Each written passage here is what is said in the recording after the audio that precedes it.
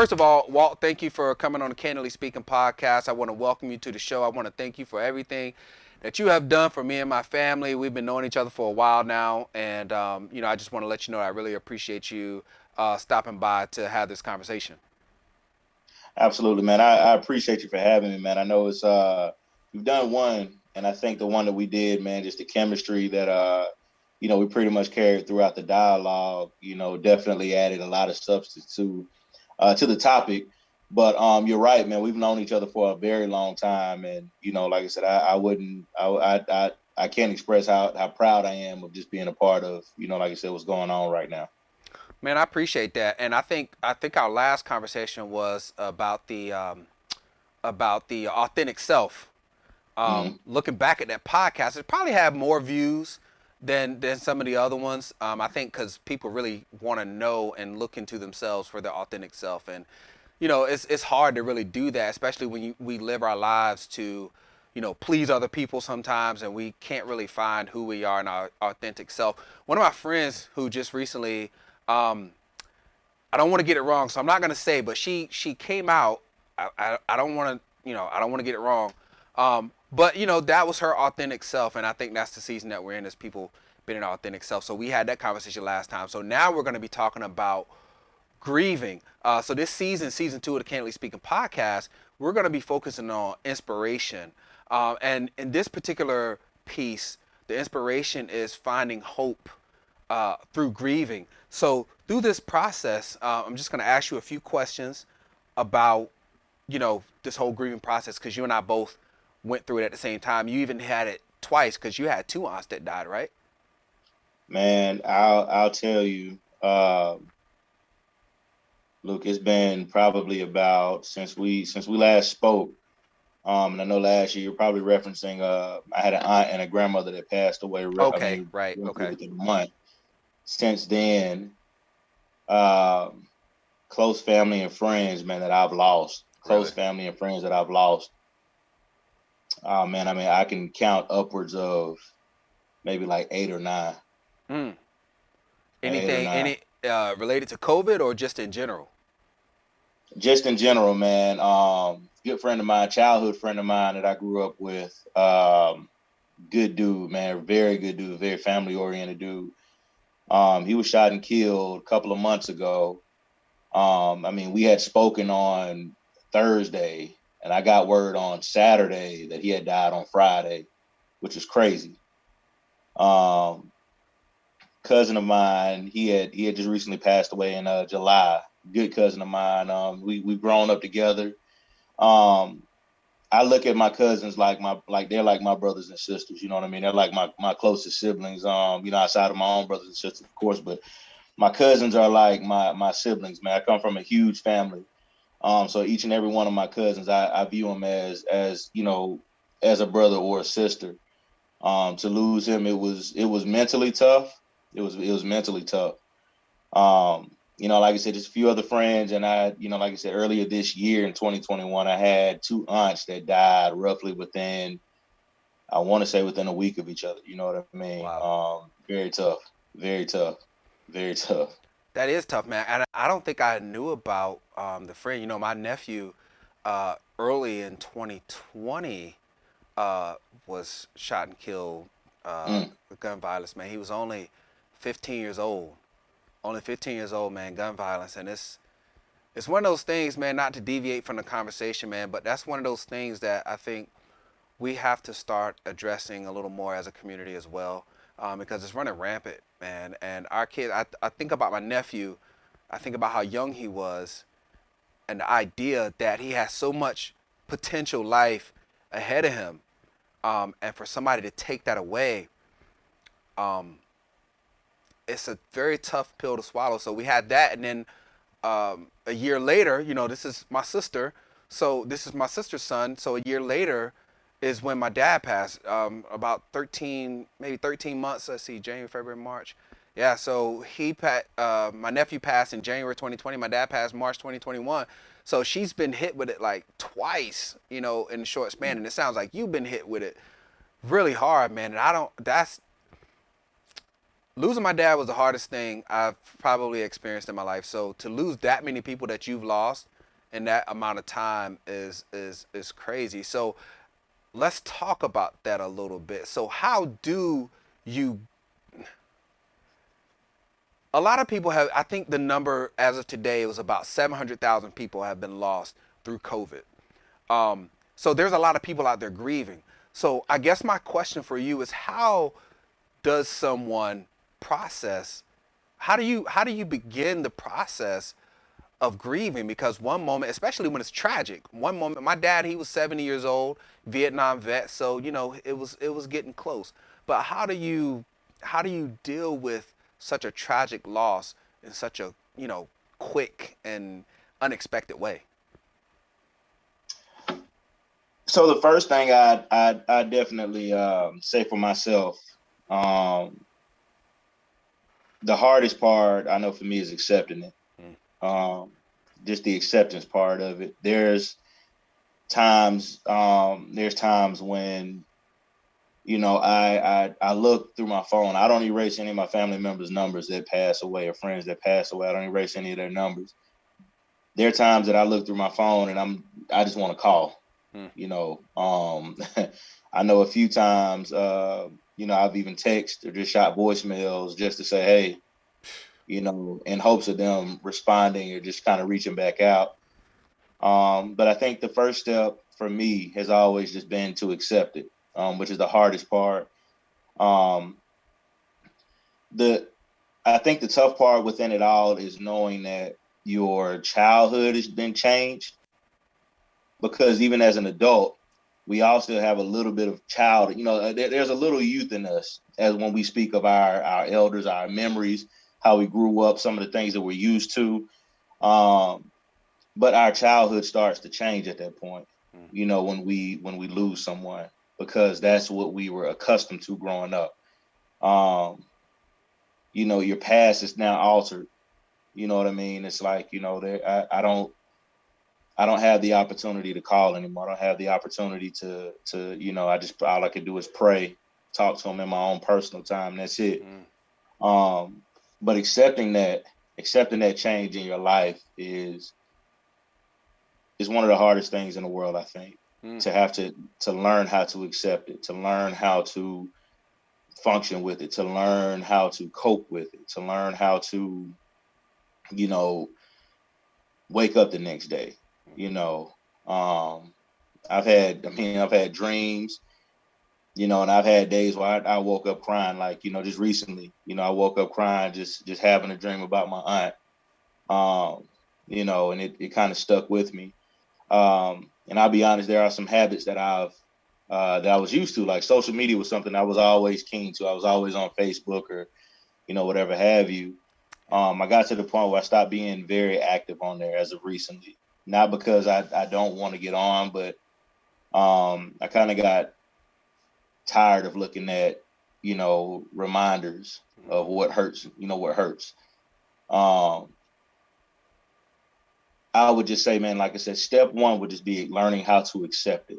And that has no time frame. It has no time limit. It does take time. It takes a lot of time to figure out where you go from there. And then, just knowing that you weren't the only one affected by the pain. I think that's another difficult point, that it's very hard to understand that you weren't the only one that was affected by someone who you lost. Um, I know you mentioned your father. Mm-hmm. You have a sister, and I'm sure your kids, your other family members, they've all been affected by it. They've all been affected by it. It's not just you, but they've all been affected by it. And understanding that, you're not the only person in that fight Mm. is, it, in some ways, I feel like personally, in some ways, it does make you stronger, because whenever you can, band together to understand, share memories, and realize, what, I wasn't the only one that was here when it happened. Other people were here, other people felt it. Um, it creates sort of a small fraternity of individuals who, can feel that pain with you. And then over time, the pain starts to become laughter from memories and moments that you had, you know, things will happen, and you'll say, "This is what Dad did." Let me tell you what Dad would have done. Mm-hmm. Um, Funniest thing in the world, Luke. Before we move on, funniest thing in the world. My grandmother passed away last year, Mm-hmm.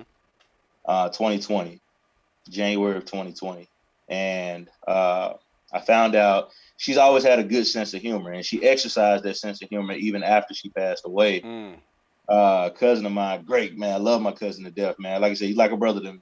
But my little cousin went and got her birthday tattooed on him. Mm. And he had the year she was born, her birthday, and he had the year that she passed away. But he didn't put the day. I'm sorry, he didn't put the day that she passed away. Mm. He put the day that we had the funeral, Mm. and we laughed at it. We laughed at it because we say, that's something that my grandmother she would approve of as a joke. You know what I mean? That was her way of, like, just kind of letting us know, like, hey, you know what I mean? I'm still Yeah. here. Right. Right. We didn't laugh at him because we understood that, but when we all kind of discussed it, we were like, nah, she passed away 5 days before the date that you got. Mm. It was funny Right. to us. And we said, Right. I think this was grandmother, this was her showing us that, hey, I'm not, I'm not going nowhere. Like, we still Right. got laughs. And I also had a motivational speaking a couple of weeks ago, Mm. and I was trying to find something to wear, and I dug down in one of my crates, and I found a T-shirt that I had never seen before a day in my life. Mm. And it was a T-shirt with my grandmother's name on there, pretty Wow. much saying, with love. Never seen it before a day in my life, and I broke down Wow. crying because I knew she was talking to me. That's crazy. Yeah, and I got on the phone with my mother afterwards. And she said, "Oh, you found the shirt. I put it in the crate for you, before you left to go back home." Mm. I didn't even know you did that. You know what I mean? Mm. I didn't even know that you had put that shirt down there. I was looking like I'd never seen it before. I didn't know where it came from. And she said, "Yeah, we all got together and got some shirts." She's like, "But I forgot to tell you." But I said, that was my grandmother's way of letting me know Mm-hmm. that she's still here. So it comes a time when you have to, like, find some of those signs in your life to, to understand and realize your family member may be gone, your friend may be gone, but deep down inside, they're still with you in every single way possible. They will speak to you from beyond the grave, from beyond the heavens. They will speak to you to let you know that they're not far away. But understanding that, learning how to cope with it, and knowing that there are other people that are, that are affected by things, that helps me out. It does help me out. And I think it will help a lot of other people out as well.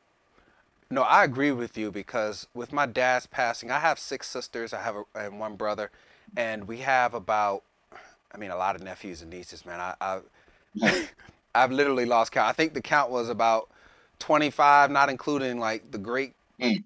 nephews and nieces. So those are all his grandkids, you know. Um, so thinking about that, but I think the one thing that bothered me the most, one of my nephews was really close um, to my dad because my dad would go out and sell watermelon, and he was teaching my nephew the business of selling watermelon, and to see him, at the funeral break down like that was very Mm. hard. But it's also, when you write movie scripts, they have this thing called the inciting incident, right, where Right. it basically kicks off the story, right? So for me, seeing my nephew in that much pain felt like kicking off the story. Right. When my nephew was shot and killed, and I was in that, and it's crazy because that was right around the time when COVID was happening, but nobody knew what COVID was. Although I did know one guy who was in the hospital, and we both concluded that he probably had COVID during that time. But to be inside that funeral and just all the thoughts going through my head, it was one of those incidents where I'm like, I have to keep going. I have to keep going. When my dad passed, I mean, that was even harder. And I know I referenced it before, but that was even harder because, like you mentioned before, I've known my dad. There's never been a time in my life my dad wasn't there. So Right. that made a big difference because I'm like, there's never been a time. And I'll tell you the day it really hit me. So at the funeral, it hit me pretty hard, but I was so busy trying to focus on my mom. It made it a little easier because the burial was very different because he was buried at a military cemetery. So we weren't able to walk up to the burial in the ground, actually. So they allowed my mom to go into the limousine or the hearse to watch them put him in the ground, but nobody else was allowed over there. So that part was a little more easy. But there's a clip that I'll show, Okay. probably on Veterans Day, where I almost lost it. I almost lost it, Walt, because the guy, we had the military guys come in and do taps and all that stuff. I mean, you're familiar with how that stuff works. And man, this guy came up and he gave my mom the flag. And he was like, on behalf of the President of the United States. I mean, I almost lost it because I knew that that would have felt like the highest honor for my dad in that moment. So I was like, man, I'm trying to control myself now, but it was hard, and I'm still in a phase where I'm trying to accept it, because, and I think I switched thoughts here, but I'm still in a phase where I'm trying to accept it. So I'll circle back to my other thought. The time it really hit me hard was I was going to the grocery store one morning. I was at the gym. I hadn't been in the gym in forever, and I went to the gym. And usually I'll go to the gym and I'll go to the grocery store to grab something like a milk or something, just something cold that I can put down real quick, like a protein shake or something. Right. And usually in the past when I did that, he would be the person I would call. And after that moment, that's when it really hit me, and I really had to accept that I can't call him. And for so long, him and my mom's number are a little similar. So for so long, when I would dial her number, I would, if I'm just dialing it instead of like pulling it up in the phone, I would try to dial his number. And it was like, oh man, So so it's tough, man. It's tough. So Force of habit. What's that? I said it's a force of habit. Like, Yeah. you form these habits that stick with you because of, like I said, your loved one. And it's very hard to break those habits. And I would recommend, starting out, no one even try to break the habits, because what it does is, in my opinion, it forces you to try to block out a portion of your hurt and your pain that gets saved up and stored up. And when it's time for you to let it go, you're letting go a lot more than just how you're feeling. Sometimes it can come out as rage. It can come out as anger. Sometimes it just comes out as a simple emotion of, just tears. And sometimes it comes out as smiles and laughs. But, to try to hold on to so much, try to block out memories, to try to make yourself, force yourself to try not to feel pain in a time like that, man, I wouldn't recommend it. I would just say, if you're hurting, it's okay to hurt. Like, it is more than okay to hurt, man. You deserve it. You deserve it. I mean, for years that you've, known this person, like known whoever it is, like your father, he birthed you. He birthed you. Yeah. You deserve to be hurt. You deserve to feel pain. You deserve to say, you know what, I just want to take about 5 or 10 minutes. Let me go and cry for a little while. Let me just think about some things. Let me figure out what life is going to be like. You deserve that. And I think, like I said, it's a fair emotion. It's a very fair emotion. So how do you find? So you and I, we're both married, and I know sometimes sometimes for us as men, sometimes you want to go to your wife about certain things. Some things you just kind of want to take on yourself. So for somebody who's not married though, how do you go about that process of finding someone to talk to? Is it do you recommend someone to go see like a therapist or a counselor, like a grief counselor? I know our church offers grief counseling, and I still haven't been. I want to go, and they say it's like a 6 week course, and they recommend that you don't even start it until 6 weeks after because we knew my dad was on his way out, so I wanted to immediately start going through this grief process, but they recommended that you wait 6 weeks after. So after 6 weeks, I still couldn't do it. And even to this day, I still don't think I can do it. And what bothers me the most about losing my dad is the fact that, if I make it to the age that he was, that will mean that I have lived on this earth 30 plus years without my dad. Right. And that is what eats at me the most. And and like you said, there's those times where I'm feeling a little down. I just hear his voice, or it's like a video playing in my brain of him sometimes. You know, I just see his voice, and I put myself back into that childhood that you referenced, and I remember the time I almost ran over him with a truck. I think your screen. I don't know if your screen went. Can you Your see me video now? might have went out. Should be Okay. back in Yeah, now. no There we problem. go. No problem. So you know, I play back that time, and I was saying I almost hit him with a truck. It was just it was an innocent story. You know, I was young, and he had me. My dad was a mechanic. My dad did a lot of stuff, man, but Right. he was known a lot for mechanic. I mean, he did a lot of like recycling, junking, as people would call it. Um, but one night he was leaving, and he told me to hold the accelerator or the brake on the truck. My dad only drove Dodge trucks. That's if it wasn't a Dodge truck, he wasn't driving it. Um, Right. so I'm in the truck. I'm only about 10 years old at the point. I couldn't have been no more than 10 years old. So he's just telling me to hold the brake. He's not asking me to drive or anything like that. He just told me to hold the brake. So I go and hold the brake, and I think I'm sleepy because it's late, right? So I go to hold the Right. brake, and next thing you know, well, all I know is I felt the truck jerk because I fell asleep and I hit the accelerator. And I looked back, looked over my shoulder, and I saw a hat laying on the ground. So I thought I ran over my dad. Oh my I goodness. thought I ran over him. But he come to the truck, man. He's banging on the truck. Hey, boy, what you doing? What you doing? So it's real funny. But I want to tell another story too, real quick. Okay. And I like us doing this. I want to tell a story real quick. My dad, before push button cars became popular, my dad actually rigged his truck to power on by a light switch. And so Mm. that's how good of a mechanic he was before the technology was really popular. And one of my cousins just actually validated to me the other day. If he's watching, hopefully he'll hear this. But he validated to me the other day that one time he had a car that went, you know, when he was young, he had a car, and I think the ignition was not working. And he said my dad actually installed a push button on his car. And I never Wow. heard this story. This was literally him and I talked about 2 weeks ago, or maybe a week and a half ago. I don't want to say his name because I don't know if he wants it all put out there, but he told me that story, man. I was floored with that. Wow. But it's those. But to circle it all back around, man, it's those memories like you talked about earlier that, you know, as they say, live rent free within me all the time that I can always refer back to whenever I'm missing him. And you know, my mom is still here, and you know, I try to get that time with her when I can. Hopefully, these things are, you know, clearing up pretty soon, and I'll be able to get down there and spend more time. And the other thing that really bothers me, man, this is the last thing I'll say about it.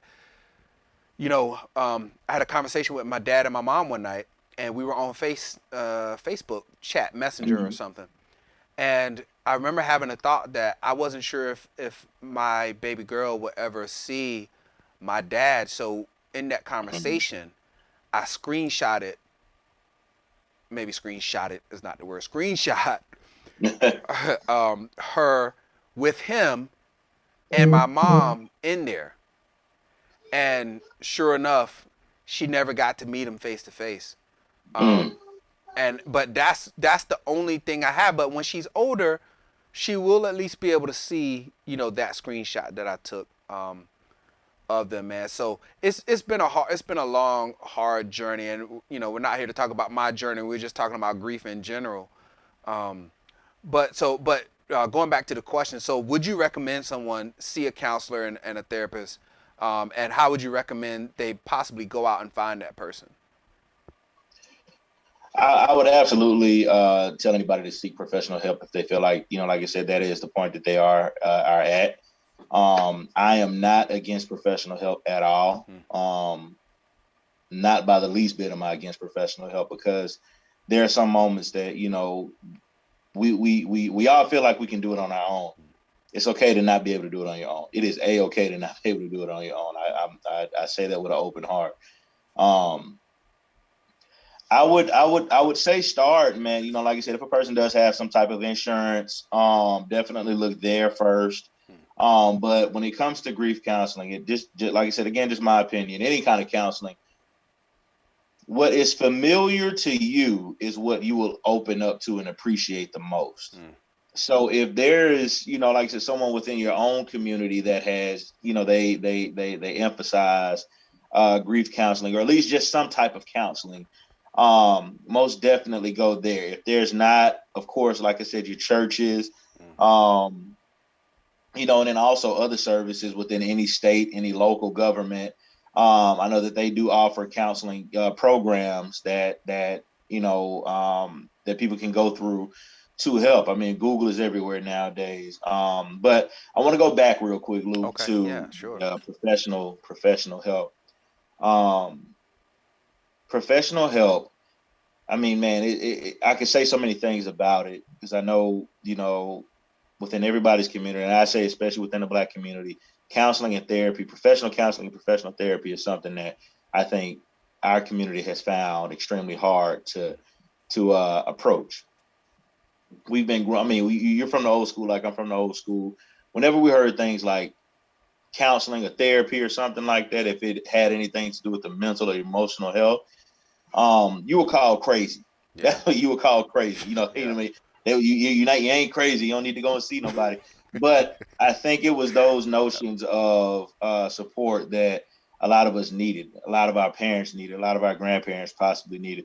If you think about a lot of the things that people have had to endure for years, you know, it's okay to know that you can go and talk to someone about how you truthfully feel. It's a judgment free zone. Like I said, I actually this year, after my aunt died, I told myself I wanted to be able to work with people one on one in different counseling segments and different counseling scenarios and sessions. So I enrolled into Cornell University. They had a wellness counseling program. I enrolled into the wellness counseling program. Now I have a certification in wellness counseling. Um, Now, this doesn't give me the opportunity to diagnose or prescribe any type of medication, but having one-on-one interactions, having one-on-one conversations, having group conversations about topics that range from, things like grief, weight loss, any type of holistic practices, things like that. That now gives me the opportunity to talk to people about what they go through, to actually counsel them on, hey, let's come up with some type of a week to week plan to see how you can express your thoughts in a healthy way that may actually help you out some. Something that we did, and I intentionally did it just to kind of see where your thoughts were going to be at. We opened it up, and I shared a story about my life, about my grandmother, about how I saw signs that my grandmother was speaking to me, some Mm-hmm. of the things that helped me out earlier in before we got started with the interview. You said, hey, it may be tough for me, I may end up crying, but not one time have you shed a tear. You've laughed and you smiled the entire time while you talked about your father. That's what professional help can, that's what it can do. It can give you an opportunity to learn how to express those memories and those thoughts in a very positive way, to the point that you are reminiscing on the great, you're reminiscing on the good. Your father had the push the push button, the push start idea Mm-hmm. before we had ever heard of it anywhere else, and that's an awesome, great story to tell to family members, to kids, to your friends for years and decades to come. You know what I mean? And those are the type of things that professional counseling and professional therapy can do. Like I said, they allow you to channel those inner thoughts, those inner feelings, to get you somewhere else. Now, naturally, we all have our days, and we will have our days. I think that's a given. And then that's the other side of professional help and professional counseling, to say, hey, how can we effectively get these thoughts out without feeling as though we are at our lowest points, Mm-hmm. to feel without feeling that life has to stop for me right now. How can we continue to move on and just take a quick break, or just, even if it's not a quick break, just take a moment, figure out what type of steps we need to do to get us from point A to point Z whenever we're going through the feelings and the emotions that we're going through. I'll never say that it gets easier. I will never say that, because, like I said, I mean, I'm grieving from an aunt who passed away, back when I was in high school and even afterwards. You know what I mean? In 2012, um, that's hurt. It still hurts. But over time, I've learned how to reminisce on so many of the positive things that I went through with my aunts and with my other family members that said, you know what, it's you know, it's a moment. It's a moment. And what has also helped me do by pursuing this and also and just kind of learning what professional counseling can do, it has helped me to learn how to love people a little bit more. It's helped me learn how to empathize and sympathize with people a little bit more, because you're never going to be the only one going through anything. But now that we know how to talk to each other about, you know, certain losses within a situation, you know, it makes our conversation that much richer. You know what I mean? It makes life that much easier and that much more beautiful to know you have good stories about your father. Let me tell you a quick story about my grandmother and how, you know what I mean? Mm-hmm. It opens us up to doing things like that, man. And Yeah. like I said, we'll still have our moments, but those laughs are something that we just cannot, you know what I mean, is we can't get rid of the laughs either, you know what I Yeah. mean, with the precious memories that we'll have forever. I encourage professional help all day, every day. I definitely do. Okay. Good. So Yeah. let me ask you this question. So you mentioned, the black community, because you're right. Growing up, you're going to see someone, you're automatically viewed as crazy, and that's not all. I'll be clear that I know that's not all black families. No, Um, no, no, no. and I know it depends on where you grow up, but from where I'm from, you grind it out. My granddad, my dad, they all grind it out, you know. So you don't need to go talk to nobody. Now, my dad never said those words to me. Don't talk to anybody if you don't have problems. He never said those words to me, but it was just something that was in me to not even want to attempt to talk to anybody because things were personal. And I tend to be now in my life, I tend to be the opposite. I tend to be an oversharer sometimes, and Right. sometimes it's uncomfortable, but then other times I just don't. It doesn't really bother me. So, how would you encourage our community to be more comfortable talking about things? We talk about suicide nowadays, and we talk about all these things that's going on in our world, but people in our community, for sure, especially, are not really comfortable talking to each other. And I'm sure that goes across every community that we have in existence. But I think is really heavy in our community because of the way that we grew up. And I think that part of that has to do with the way we even came here. Not to get into a whole history lesson about Mm, slavery, but part of that mm, has to do with how we even got here. You had to be, um, you had to endure. You had to endure a lot right. and who could you really talk to? Everybody was going through the same exact thing that you're going through. And it was hard. Now you may have had someone who was more wise, who has maybe seen this happening, or who may be more wise in the situation. But how do you encourage our community to seek help, whether that's help from someone like yourself? And congratulations, by the way. I think I text you that, but Yeah, I I still want to appreciate say it. that here. But how do I, as a person, encourage someone to call Walt and say, hey, you know what? I have a friend who can do that, who can talk, who can help you through this process. Is it that simple to just get your message out, get your name out, and then your friends and family, and and you're a marketing guy, so word of mouth. So is Mm. that the simplest way, or is it better to, try to find someone online, find a match, and all, go through that whole process while you're still hurting? What's the best way for our people to finally say, hey, it's okay to sit down and talk? You don't have to share all your business. You don't have to tell people what you ate for dinner last night, but to be able to sit down and talk to somebody and say, hey man, I'm just really hurting right now. And the last thing I'll say is, because sometimes one of the biggest things is sometimes you'll see people post stuff on Facebook. And to your point, I'm the same way with Facebook now. I used to be on Facebook like every day.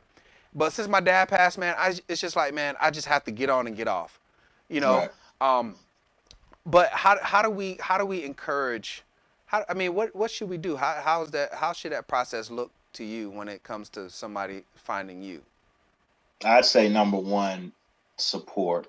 Um, there's no other way to show a person that, you know, you care other than supporting them. And support is the easiest thing in the world to do, to shoot a person a text message, Mm. give them a call, even if it's on social media, you know, hey, just thinking about you, just wanted to say, you know, I'm still praying for you. You Mm. know, hey, I hope you're having a blessed day. Hey, you know, let me know if you need to talk. You know, I'm here if you need me. You know what I mean?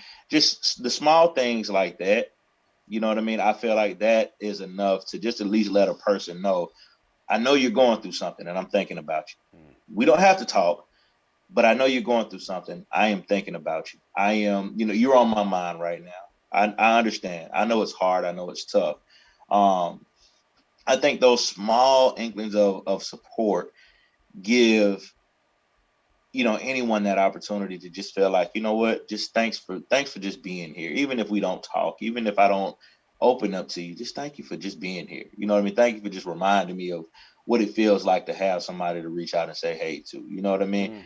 Just things like that. Because most, and more times than often, man, I know we all tend to forget, but life is something that a lot of people take for granted, but again, for multiple reasons. Oh man, work is in the way, family is in the way, my commute to and from work is in the way. Got to make sure the kids get here. Got to make sure the family gets there. Got to make sure everybody has their time. Sometimes we forget that we hurt, and sometimes we forget that other people around us hurt as well. One of my favorite episodes of any television show. Well, I say two, but I'll just give the example of one. Okay. Good Times.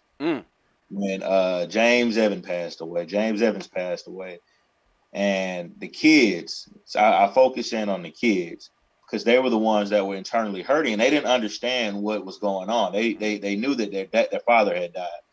They saw everybody laughing, kind of celebrating, partying, things like that. But it wasn't that they were doing those things. They were trying to hide the hurt and the grief that they had. And then they finally confronted their mother. And she almost to a degree lost it. She just said, look, I'm not going, y'all not going to stress me out right now. I'm trying to clean up the house. I'm trying to do this. If you're not going to help, just get out of the way. Yeah, I remember that. She had a moment and she lost it. And then the kids were still there. You know what I mean? They were still there and they all shared their moment at the very end of the episode.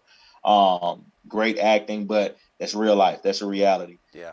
We tend to hide our hurt and our pain and so much of what we go through on a daily basis, man, to the point where when it's time for us to confront it, like within the TV show, something has to be broken. Something has to be smashed. Something has to be hurt. The words have been exchanged. You know what I mean? And, if we just confront it, early,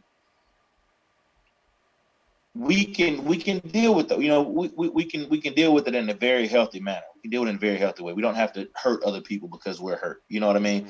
But that's what support does. I'll also say this too, man, just for our community, testimonies. You know what you've been through. This is now a testimony for you to give to someone else who is hurting. Don't keep the gems hidden. Don't keep the knowledge hidden. Don't keep your story untold. It's okay to talk about your story. Your father's an awesome individual, great man. I've never met him, but just through the readings of him, just through the things that you've told me about him, just through like I said, just through casual conversation. Right. I know he was an awesome individual. I know he was an awesome person. Appreciate that. Why would you hide him from the world? Right. Yeah. Because at some point in time, like you said, if you were to live up to his age, it would be 30 years that you've lived without him. Within that 30 years, how would you now remember him? How will you spread his name? How will you share his legacy? You know what I mean? Yeah. That's why I say testimony. Tell people about, some of the things that he did, and even if it's as small as, what, I just want to learn how to change the oil on my car because my father did those things. Yeah. I just, something that, my father, he's still here. Something that I've gotten my children into is fishing. And, that's something that regardless of whatever me and my father do, fishing and music are the two things that I know we will always have in common. But I've got my kids into fishing to the point where, when my dad comes to visit, the first thing my daughter says is, okay, good. Tell Grandpa we're going to go catch this fish. I can't catch it. Tell him we going to catch it. She's 10. Right. That lets me know when she's 20, she's going to be doing what? You know what I mean? She's going to be out here trying to go catch it. Yeah. And that's something that I didn't teach her that. That's something that my father taught her. My father taught her about different types of fish, how to catch a fish, where to go and find a fish, to the point where now when we go fishing, she's telling me, nah, they're not over there. It's going to be over there. Trust me. It's going to be over there. You know what I mean? Oh man, that's what Grandpa taught me. She won the She caught the biggest fish at a fishing rodeo not too long ago. She got an award for it. Wow. But those are the things that, my father has taught her. Um, and that will live on with her for forever. You know what I mean? Those are like a testimony like that to say, hey, I can, Luke, you and I, we should go fishing. Let me tell you some stories about about my father and what, some of the things he taught me. You tell me some things. Let me help you. Invite me over to, work on the car. You know what I mean? If you're doing it, but certain things that that your loved ones did as hobbies, as activities and things like that, sharing that testimony with someone else now allows me to understand what you went through. Excuse me. So that way, if I'm ever going through it, I can reach out to you and say, hey man, let's go talk. Let's go hang out. It makes it that much easier for me to do now because you've shared your story with me. You shared your life with me. You've opened up. But again, testimonies. Give your testimony of who your father was, your loved ones are. Give your testimonies of who your friends are. Give your testimonies because those are the things that allow people to understand and feel comfortable and confident that, they're going to be okay. They're going to be okay. Maybe not right now, but they're going to be okay.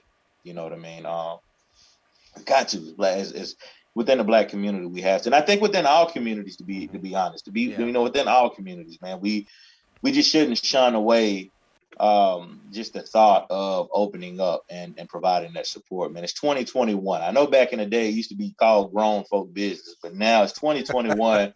It's 2021, man. And if we can help someone else get through anything so that way they can live life a little bit more peaceful, man, I don't see why we shouldn't do it. Yeah, man, that's really good. And it's funny you mentioned the fishing thing, man, because one of the things that hurt me the most now is my mom and dad. That's what they did. They went fishing all the time together.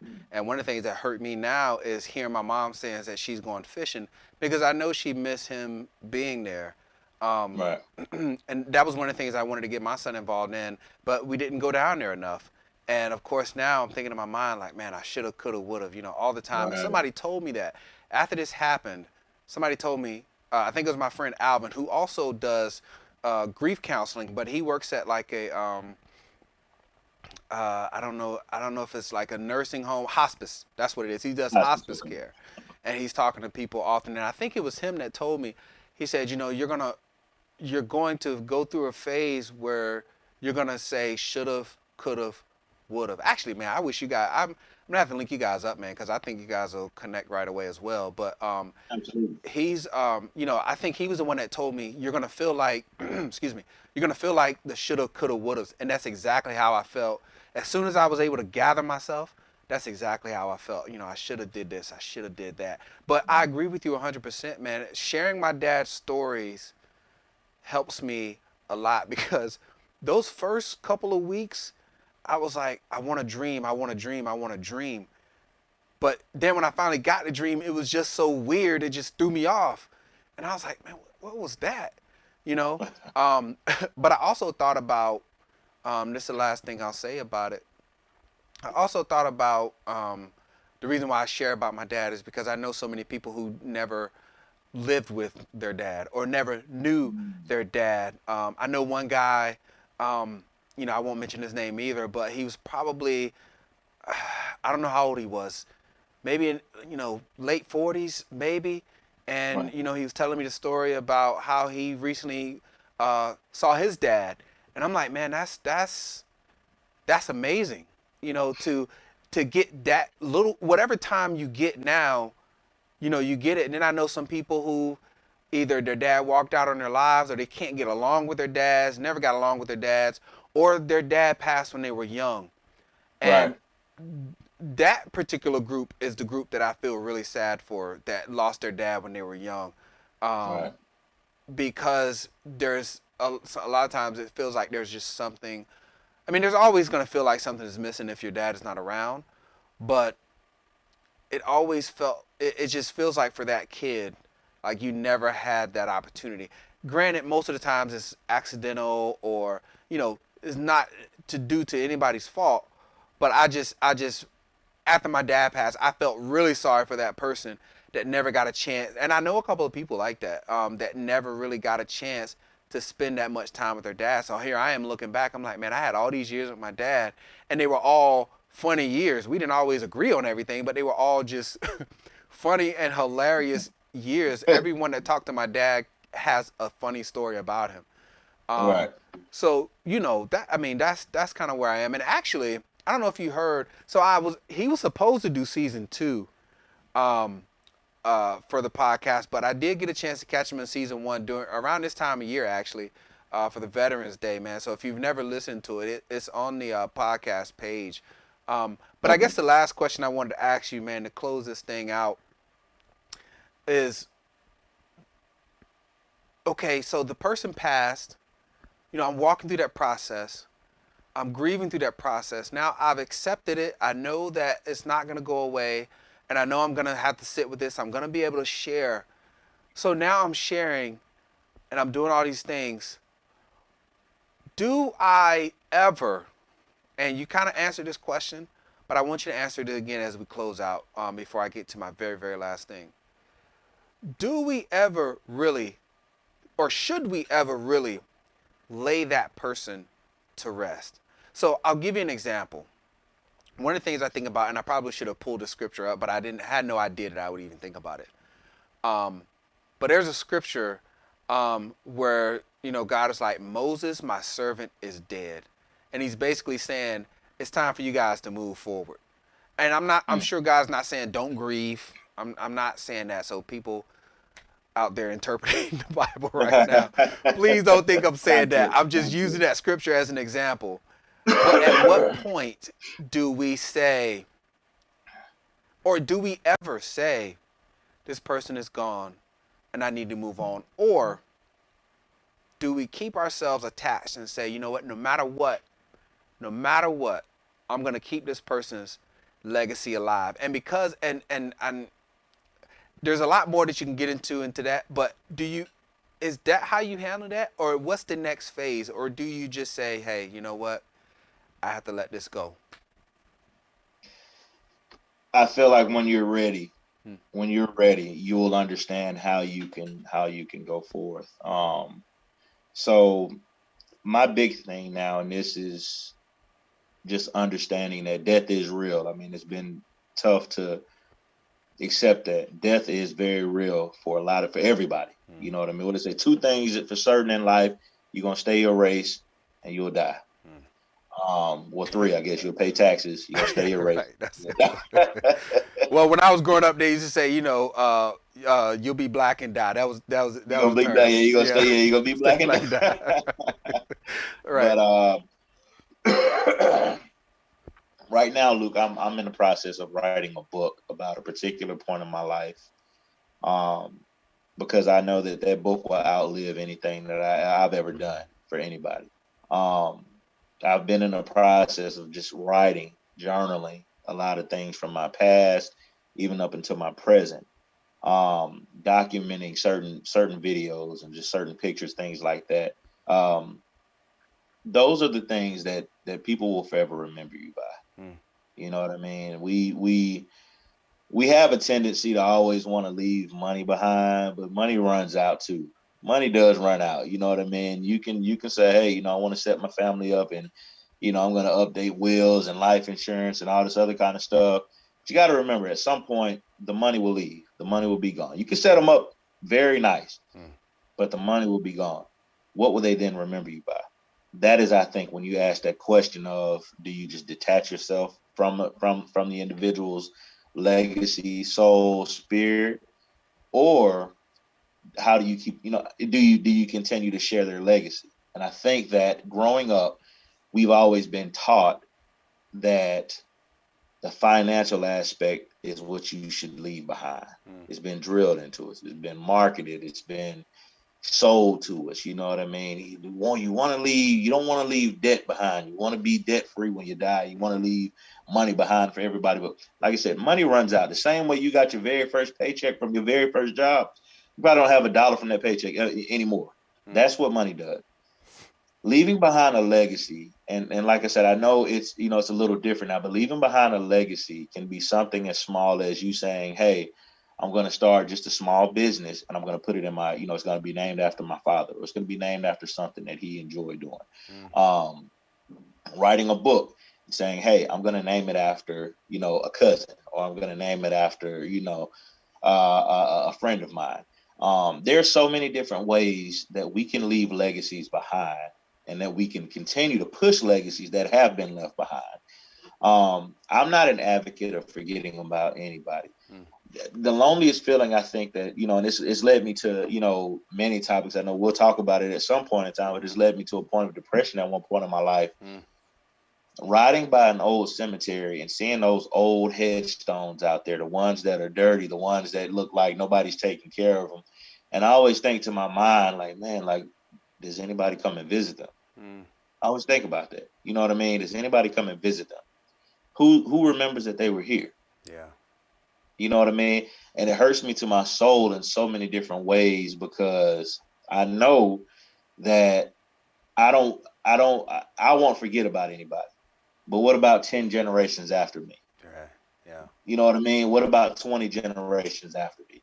I want my family to know that, my grandmother was an amazing person, that my aunt was an amazing person, that my aunts, my uncles, my brother, friends of mine, I want them to know that they were amazing people. I want them to know that they were here. I want them to remember that they were here.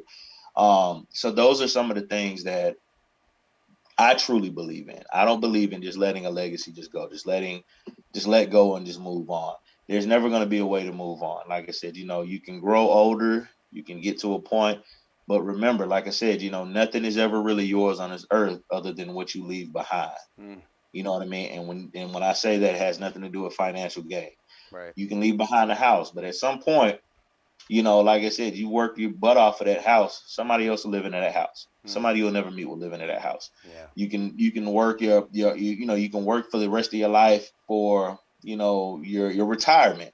But at some point, somebody's gonna take their retirement, and they're probably going on a vacation or something. Like, they're gonna do something with their money. You know what I mean? And these are things that I'm learning as time goes on. This is nothing that, I was taught. It's nothing that, I grew up with. This is something that I'm learning. And it's helping me. It's helping me to cope with the loss of a grandmother, with the loss of an aunt, with the loss of a friend. To say, you know what? How can I help them leave their legacy behind? How can I help them tell their story? Because it's nothing that they particularly said to me, or it's nothing that they particularly did to the world. But it doesn't mean that I can't talk about it. It doesn't mean that I can't tell the world how they were. You know what I mean? It doesn't mean that at all. My aunt, who she's in New York, she passed away. Um, when I tell you, Luke, one of the greatest love stories I've ever seen in my life, my aunt and my uncle. My aunt and my uncle have one of the greatest love stories I've ever seen in my life. And I said, I'm gonna write about it. You know what I mean? She's passed away. My uncle is still here. Okay. But I made it my mission to get with my uncle and talk to him and say, hey, what are some of the things that y'all experienced? What are some of the things that you guys went through? You know what I mean? What was your story like? They met in high school. I mean, he looked like a break dancer, and she was like the little girl from the Bronx. You know what I mean? When I see those old pictures, it's the first thing that comes to my mind, the greatest love story ever told. You know what I mean? How can I tell that story now? I can write about it. You know what I mean? It could be the next big movie at some point. We got to remember that everything that we're seeing, everything that we're hearing, everything that we go through is a manifestation of someone else's legacy or someone else's opinion or someone else's mind. We can continue to leave legacies for our loved ones who we feel like they may not have had a legacy to leave behind. We can tell the story for them. One of the greatest things I've ever seen, Luke, and like I said, I'll let you finish it out from here. Alex Haley wrote Roots. He wrote the book Roots. Roots traced all the way back to Kunta Kinte. From there, he told a story of pretty much every generational character that he's been able to trace back through his family. That story will forever be told. Yeah. Mind you, Kunta Kinte, this was, you know what I mean? This was when they first left Africa. Kunta Kinte, when they first left Africa. This is 2021, and we still talk about that legacy to this day. Yeah. That's how we can push legacies. Learn about your past. Learn about who your parents were. Learn about where they came from. Some of it will get dark. I won't lie. Some of it will get dark. Yeah. That's just the natural. That's just the natural end of it. But learn how to appreciate why they were who they were. You know what I mean? I'll recommend a book real quick. The Five People That You Meet in Heaven, written by Mitch Albom. It's probably one of the, outside of the Bible, it's one of the greatest books I've ever read, and it taught me a lot about life and how when people come into your life, that the effect that they leave on you and the effect that they left behind that helps you to change your life and what you've gone through. And it can be something as simple as, you know, it could be something, you were in the military, you were in the service.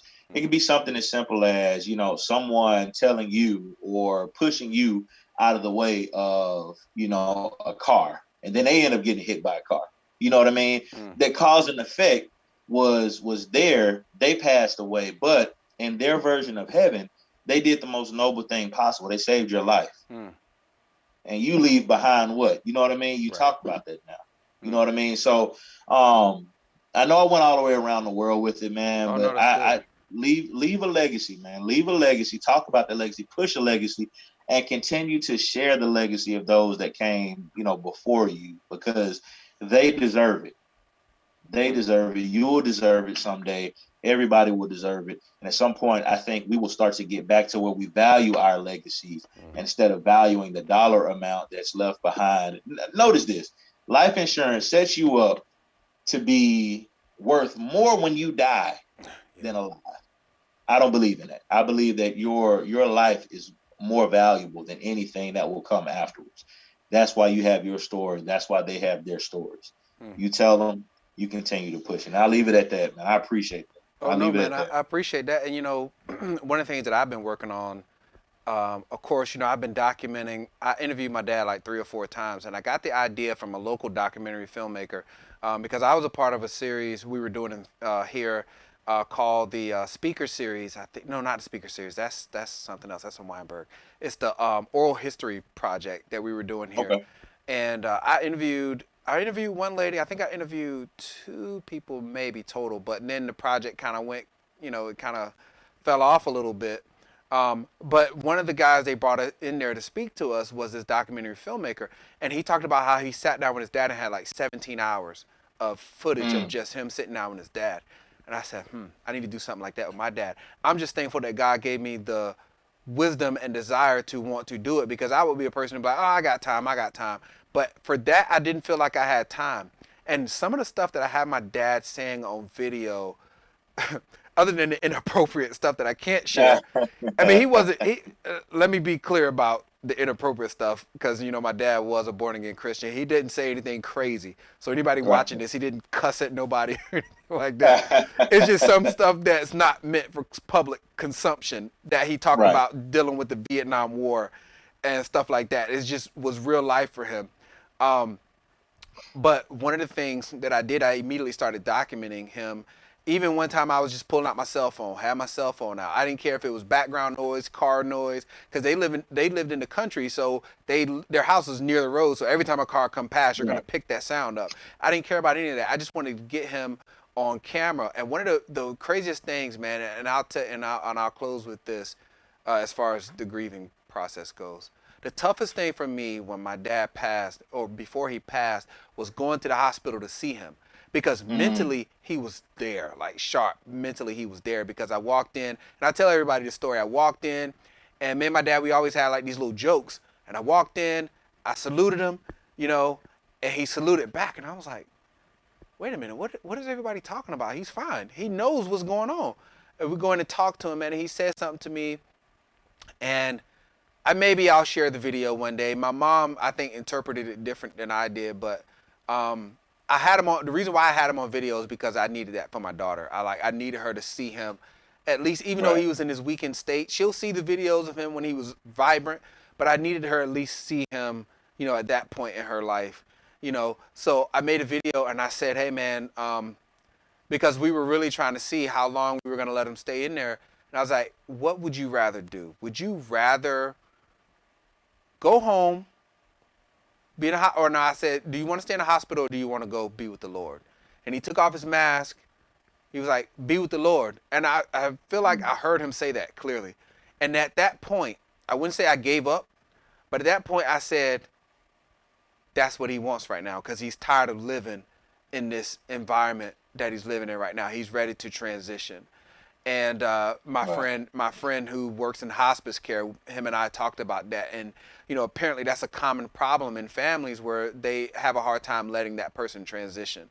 Right. So I felt comfortable letting my dad transition. Of course, I didn't want to let him go, but I felt comfortable letting him transition. But I said all that to say, one of the things that I want to work on as well, similar situation, and I can't remember President Obama's book.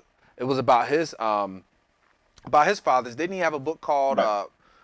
Legacy of My Forefathers or something like that? I can't remember what it was. And I Hmm. think it talks about exactly, the kind of thing that you're thinking about. But what I was thinking of doing for my dad is just kind of writing a movie, like movie shorts. But I wasn't going to do a full film. I was just going to do like a movie short. And it wasn't going to be exactly about him. It was going to be a situation that represented him.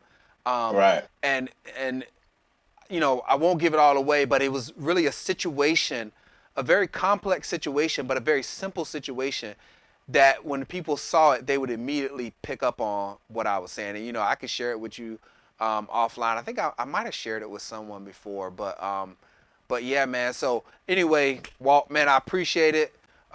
Before we get off, do you have anything else that you want to say to the people that will be watching this that may have just heard about someone passing, or may have someone sitting in that hospital bed, or just recently happened? Is there any parting words? And also, um, let people know how they can contact you or reach you through your email or phone number, whatever you feel comfortable giving out. All right. So real quick, my email address is W Swanson, and that's WAWSA. I'm sorry, WSWANSON 076 at gmail.com. W Swanson 076 at gmail.com. I'm on Facebook, Walter Ray Swanson III. And I'm also on Instagram, and that's at Teddy, TEDDY, Mav, MAV, V as in violin, MAV, and the number 7, Teddy Math 7 on Instagram. Um, yeah, feel free to contact me if you all, like I said, if anyone needs to talk, or if anyone just, like I said, needs any advice, or if you're just trying to figure some things out, you know what I mean? If you don't know where to go, if just want resources, definitely reach out. The last thing I'll leave the world with, man, if I had to leave the world with anything, the last thing I'll leave the world with is, don't ever feel like you're being a burden because you hurt, Mm. because you go through things. Don't ever feel like you're a burden. Don't ever feel like no one wants to hear what you have to say. Don't ever feel like you don't need to be talking about something that you want to talk about. Don't ever feel like that, because your emotions are valuable to you, and they should be. You are valued the same way your loved one was valued. You are valued. If you ever need to talk, if you ever are going through anything, just if you want to cry, if you want to express yourself, always feel free to do so, man. Like I said, just love yourself enough to do it. Love your loved ones enough to let them know that you want to do it as well.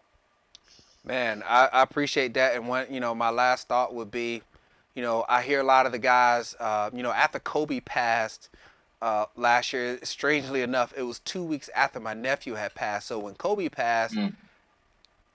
I didn't really process it right, because I was like, wait a minute, okay, my nephew just passed, Kobe just passed. I'm like, man, what in the world is going on in this world? Because when I first started watching basketball, Kobe was not playing when I first started watching basketball, but he wasn't in the NBA yet, I should say. But I was on the Michael Jordan side, and I hated the fact that Mhm. Kobe was so much like Michael Jordan. But later in life, I started to appreciate Kobe a lot more. I started, he was doing this Hollywood thing, and everybody get into this whole, well, he had the Mamba mentality and all that. But what I saw in Kobe from a distance, because I only saw him play, but I never really met him. I saw a guy who was constantly growing and evolving and changing the way he was Mm. approaching his life, you know. So I always thought that was, I always thought that was interesting about him. But my nephew had passed like 2 weeks before he had, 2 weeks Mm. before he had pass. So I say that to say, I hear a lot of NBA players now, they talk to each other and they're like, hey man, I want to give you your flowers now while you're here, because we don't want to, Right. make you a hashtag, man. So I want to make a point right now to use that term to give you your flowers and appreciate you, man, because a lot of people don't know, I'm one of these people, man. If someone could talk to my son and I trust that person and I can see that that person has an impact on my son, I will take that person.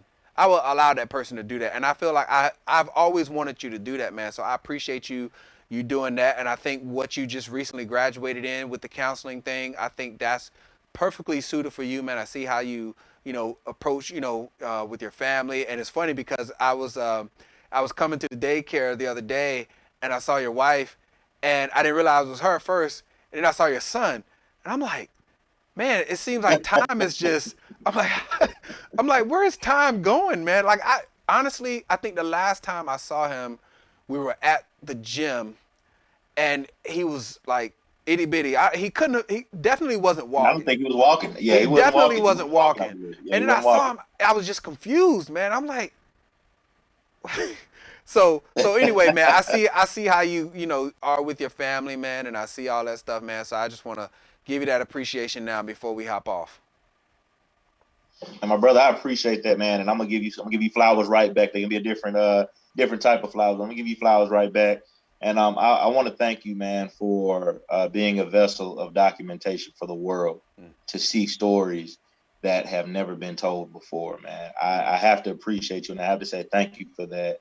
Your vision has opened up the eyes of people who didn't know us. You know what I mean? They'll hear these stories, they'll hear the podcast. This will then link someone else's story to another person's story that they've never even met before. I have to say thank you for being able to do that, man. And like I said, being a vessel for the world to be in touch with each other, man. I appreciate that, man. My hat's off to you. That's a true blessing in my eyes. That is a true blessing. And I appreciate you for that, brother. I appreciate you. Man, I appreciate that. So I'm gonna go ahead and end this thing, man. I want to thank everybody for watching. I hope you enjoyed it. I hope you got something out of it. I hope if you're going through something that you'll contact Walt. I'll put all the information up on the screen. And Walt, if you can just hold on for a second, man, I'm gonna close this out and then I'll hop back on the line with you.